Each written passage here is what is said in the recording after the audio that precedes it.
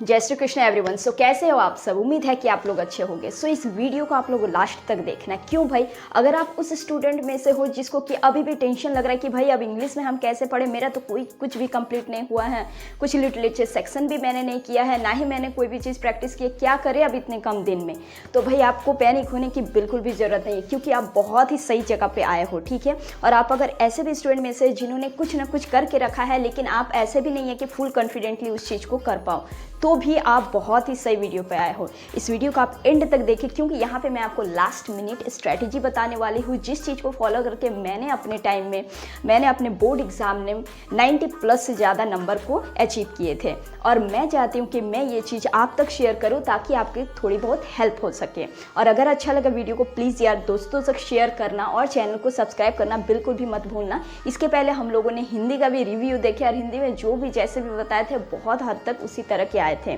सो बहुत ही स्टूडेंट के हेल्पफुल हुए हैं। आज हम लोग यहाँ पे इंग्लिश के बारे में देखते हैं और आप सबको पहले से ही ऑल द बेस्ट। आप इस चीज़ को फॉलो करना, देखना, आपको रिजल्ट 110% देखने को मिलेगा, क्योंकि यहाँ पे हम लोग कुछ की पॉइंट्स के बारे में यहाँ पे हम लोग बात करेंगे कि बहुत ही कम टाइम में कैसे अपने टाइम को यूज़फुल कर सकते हो। आगे जो भी किए जो भी नहीं किए उस चीज़ को दिमाग से निकाल दो, एकदम काम माइंड रखो और जो करना है इस स्ट्रेटजी को फॉलो करो। इसके अलावा कुछ भी इंपॉर्टेंट चीज़ अगर आपको प्रॉब्लम्स आ रही है तो आप कमेंट सेक्शन में ज़रूर करो। और हम लोग बैक टू बैक मैं यहाँ पे आपको इंग्लिश का हर एक चीज़ को बताते रहूँगी, चाहे वो ग्रामर सेक्शन से रहे या फिर लिटरेचर से या फिर बाकी रीडिंग सेक्शन से। ठीक है, इसीलिए चैनल को सब्सक्राइब ज़रूर कर लेना। चलो अब आते हैं हम लोग पॉइंट की बात। हम लोग यहाँ पे समझते हैं भाई लास्ट मिनट स्ट्रैटेजी इंग्लिश का क्या होने चाहिए। ठीक है, सबसे इम्पॉर्टेंट रहता है टाइम मैनेजमेंट। देखो आप कितना पढ़ते हो, किस तरीके से आप पढ़ रहे हैं, कैसे आप लिखेंगे, ये चीज़ तो मैटर करती है, लेकिन इससे ज़्यादा मैटर करती है टाइम मैनेजमेंट।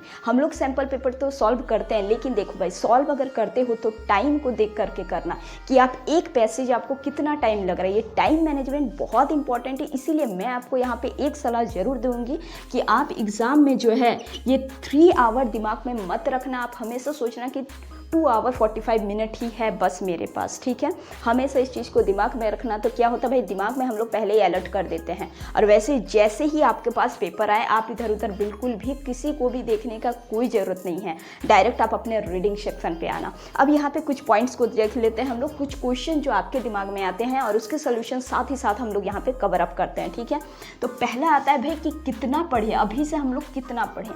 देखो कितना पढ़े ये तो इम्पोर्टेंट है, लेकिन आप किस तरीके से पढ़ते हो और उसको आप किस तरीके से एग्जाम में लैंग्वेज दे करके लिखते हो, ये उससे भी ज़्यादा इम्पोर्टेंट है। ठीक है, तो आप जो है एकदम रट्टा मार के पूरे दिन बैठे हो, दैट डजेंट मैटर। सीरियसली कह रहे हैं कि आप 2 से 3 घंटा से 4 घंटा पढ़ो, लेकिन इस तरीके से पढ़ो कि वो स्टडी जो है आपका स्मार्ट स्टडी होना चाहिए। तो हम लोगों को इसके लिए करना क्या होगा, बस सुनते जाओ, आपको सब कुछ पता चलेगा। अच्छा, एक और आपका भी क्वेश्चन आ रहा होगा दिमाग में कि क्वेश्चन लेवल कैसे आएगा। देखो जैसे कि मैंने एनालाइज किया खुद से कि अगले प्रीवियस ईयर 2-3 साल का मैंने देखा, तो हमको नहीं लगता कि इंग्लिश का बहुत ज़्यादा हार्ड आप कह सकते हैं, वैसा नहीं है, ईजी ही लेवल का रहता है। यस, इसीलिए आप ज़्यादा टेंशन मत लो, बट ईजी के साथ साथ यहाँ पे लेंदी थोड़ा सा रहता है, इसीलिए आपको पहले ही मिनट से आपको अलर्ट होकर के करना है चीज़ों को। ठीक है, तीसरा यहाँ पे क्या होता है, बहुत ज़्यादा इंपॉर्टेंट स्पेलिंग मिस्टेक। आप लोग जो है ना याद कर लेते, सब कुछ कर लेते हैं, लेकिन उसको लिखने का प्रैक्टिस करना बहुत इंपॉर्टेंट है। सीरियसली यार, आप समझो ना कि आपको एग्जाम में लिखना क्या है, लिखना ही है ना। लास्ट मिनट मतलब क्या करना है आपको, एट द एंड आपको तो एग्जाम में जा करके लिखना ही है। तो यहाँ पे आपको लिखने का प्रैक्टिस सबसे ज़्यादा समझ में आना चाहिए। आप लिख क्या रहे हो, इस चीज़ पे आपको ज़्यादा फोकस होना चाहिए। और हम लोग जब लिखते हैं तो स्पेलिंग में जो बहुत ज़्यादा मिस्टेक होता है, तो पहले आप स्पेलिंग को भी देखो जब आप पढ़ रहे हैं कोई भी चीज़। और एक इम्पॉर्टेंट चीज़, आंसर के साथ साथ क्वेश्चन पे भी देखना। ये बहुत इंपॉर्टेंट कीवर्ड है जो शायद ही कोई आपको बताएगा कि आप आंसर के साथ साथ आप क्वेश्चन पे भी ध्यान देना, क्योंकि बहुत बार ऐसा होता है कि हम लोग आंसर बस कर लेते बट ये क्वेश्चन अगर थोड़ा सा इधर उधर करके दे देता है फिर आपका दिक्कत हो जाता है। इसलिए आंसर के साथ साथ क्वेश्चन पे भी आपको ध्यान देना है। ठीक है, अब चलिए एक एक करके हम लोग सेक्शन पे आते हैं। इंग्लिश के बेसिकली 3 सेक्शन आपके आने वाला। पहला होगा रीडिंग सेक्शन, दूसरा राइटिंग में ही हमारा ग्रामर, ये दोनों एक ही सेक्शन सेक्शन में आपका रहेगा, इसीलिए दूसरा सेक्शन हुआ, तीसरा आपका लिटरेचर सेक्शन। एक एक करके समझो यहाँ पे चीज़ को कि किस सेक्शन को किस तरीके से आपको करना है, ठीक है। ये हमारे यहाँ पे सबसे पहला वीडियो हम यहाँ पे इंग्लिश का ये स्ट्रेटेजी का ही डाल रहे हैं, ताकि इसके बाद बैक टू बैक हम लोग चीज़ों को पढ़ेंगे। सो आज का ये वीडियो जो है आपका ओवरऑल बहुत इंपॉर्टेंट है, इसीलिए सुनो। यहाँ पे क्या है भाई, रीडिंग सेक्शन में आपको सबसे पहला टी मतलब कि टाइम मैनेजमेंट दिमाग में रखते हुए करना है, और अभी से जितना भी टाइम है आप प्रैक्टिस करो, क्योंकि पैसेज में बहुत ज़्यादा टाइम चला जाता है, बच्चा का समझ में भी नहीं आता है वहाँ पे, ठीक है।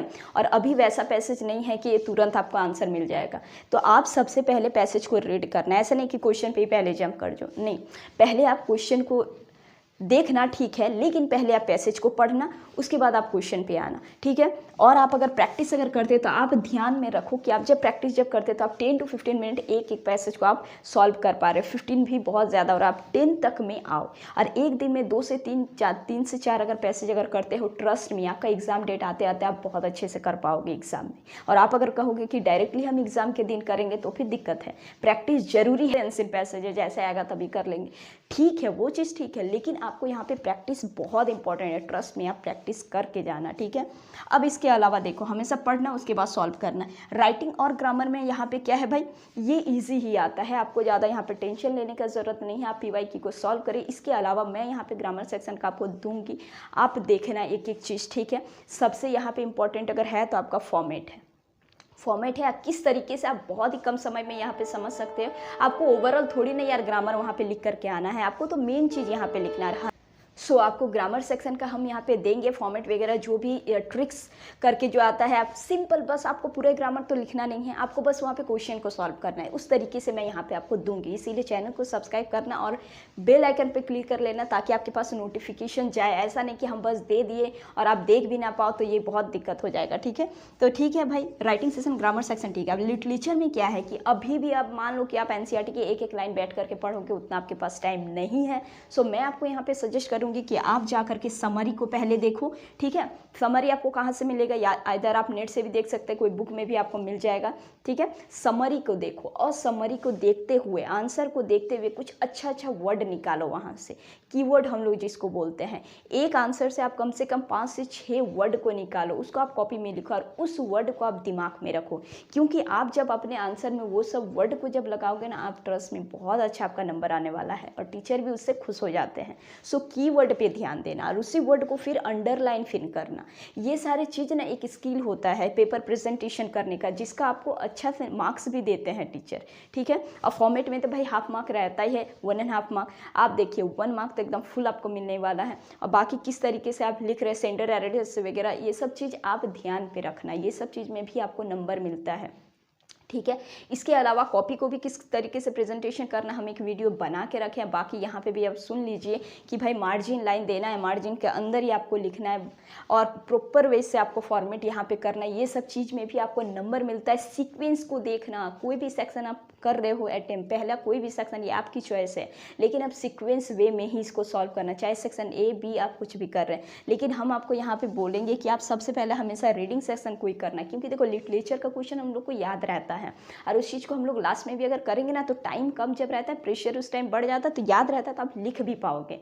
लेकिन रीडिंग सेक्शन थोड़ा सा टाइम मांगता है, पहले तो आपको टाइम दिया ही जाता है, उसी समय आप रीडिंग सेक्शन को कर लो, ठीक है। आपको पहले के टाइम में ही अलर्ट हो जाना है, पहले ही आप अगर ध्यान में अगर दोगे, तो लास्ट में आपको कॉपी को रिवाइज करने के लिए भी वक्त मिल जाएगा, ठीक है।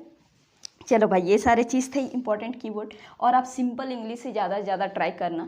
बहुत कोई ऐसा होता है स्टूडेंट एडवांस लिखने के चक्कर में फिर बहुत दिक्कत हो जाता है। सो आप कीवर्ड अगर ले लेते तो ऑटोमेटिकली वो आपके सिंपल इंग्लिश में भी आप लिखोगे, लेकिन इस कीवर्ड को अगर आप उसमें डाल दोगे तो आपका जो आंसर जो है वो बहुत ही प्रॉपर वे से आ जाएगा, ठीक है। अब इसके अलावा क्या है भाई, आपको फोकस कहाँ पर करना है, सीक्वेंस पे करना है, फॉर्मेट पे करना है, स्पेलिंग पे करना है, कीवर्ड अंडरलाइन पे करना है। अगर आप इतना में भी अगर आप फोकस कर जाते हो, और ये सारे चीज़ों को अगर आप एग्ज़ाम के अपनी कॉपी में अगर करते हैं अप्लाई, तो आपका बहुत ही अच्छा नंबर आएगा, ठीक है भाई। ये लास्ट मिनट स्ट्रैटेजी था, यहाँ पे कोई भी हम आपको नहीं बोलेंगे कि आप इतना ज़्यादा पढ़ो, इतना ये करो वो करो, ऐसा नहीं है। बस टू द पॉइंट आपको करना है, लेकिन इसी चीज़ को आपको सिंसियरिटी से करना है, ठीक है। इसमें आपको फिर ऐसा नहीं करना है कि प्रैक्टिस भी आप ना करो, नहीं, आप प्रैक्टिस करके जाना, आप प्रॉपर वे से देख के देना। आप रीडिंग में तो पक्का से पक्का आप कर लेना कि 10 मिनट में जैसे कि आप पैसेज सॉल्व कर पाओ, ठीक है। तो ही अगर स्टार्टिंग में ही आप कम टाइम में ही अच्छे से कवर अप कर पाओगे तो लास्ट में भी आपके लिए वो हेल्पफुल रहेगा। समझ रहे हो ना मेरे बात को, ठीक है। सो यहाँ पे ओवरऑल हम लोग क्या देखे भाई, हम लोग टाइम मैनेजमेंट आपको ध्यान रखना, आपको क्वेश्चन टू सोल्यूशन भी आपको मिला, जितना आपका अभी ज़रूरत है उतना ही हम देंगे, बहुत ज़्यादा लंबा वीडियो यहाँ पे नहीं करेंगे, पर ये सारी चीज़ों को दिमाग में रख के ही करना। इसके अलावा आपको हर एक सेक्शन को किस तरीके से करना है और हर एक सेक्शन में बैक टू बैक वीडियो भी हम डालेंगे, सो आप देख लेना उस चीज़ को, ठीक है।